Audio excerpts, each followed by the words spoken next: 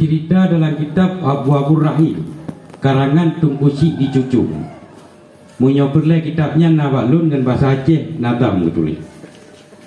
Karena lu galak posidatnya, galak posidat kata yang aneh-aneh. Yang sering didengar. Nah Tunku Syah jamun terkenal.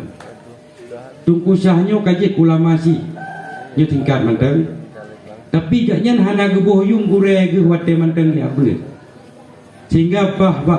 tabuh hateng belang wate Tunku Syah ke aku kutu hukum gure ge gejak oblang han geden katnya bek kutu gure geden lam ge peik topi le gure ge galan tu yang lewatnya lati gure ge metiat lati gure ge ke lam belangnya ya Tuhanku ya Allah ilmu alihba yang kali lun bi ke Tunku Syahnya lungcok pulang orang alihba yang kali lun bi lungcok pulang orang gejak aja Tunku Syahnya enggak tepat hukum gede kamu kagepreh ulama-ulama lain tu enggak yang sebab pangulai ulama tepat hukum gede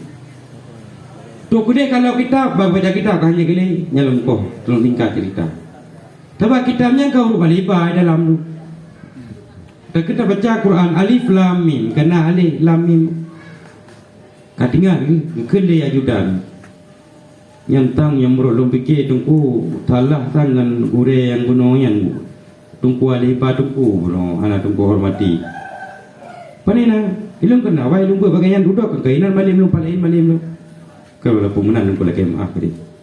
watai kita gede badung kuje kekeun hana dosa don ngalun dosa dengan Allah Ta'ala tobat mentang Allah Ta'ala jadi yang nak pegah bagah cat ke mereka katanya orang guru alifah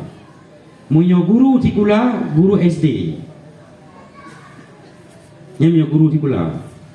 nyamyo hana guru SD yan hana doktor hana dokter hana magister hana profesor tok bak jasa guru abata nyambak uringan menyobak beutnya maka be uringan rodon yang alumni no walaupun kajian tokoh cukup raya tapi inolah asal bermula rodon wate-wate na acara wate ga harapkan liabi kehadiran don na hadir kena yang mana punya abi ho juro kan ho dua aja ju pani kerja alam di rogo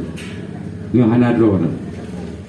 Jadinya pesan terakhir dan hanya sekian manteng yang dapat untuk sampaikan lebih dan kurang oleh kemah.